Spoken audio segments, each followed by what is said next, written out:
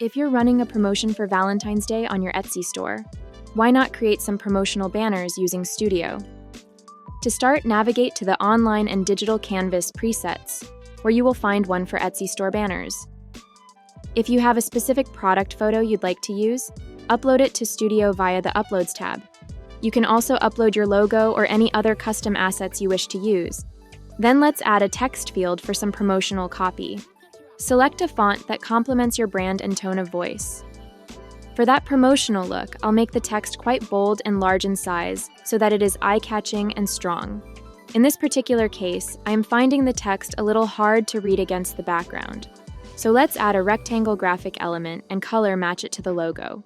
Stretch it to cover the entire design.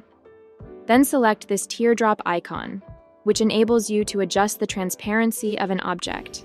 Drop this down slightly to create a semi-transparent block over the image, allowing the text to be more legible. Have fun and experiment with your own designs and combinations.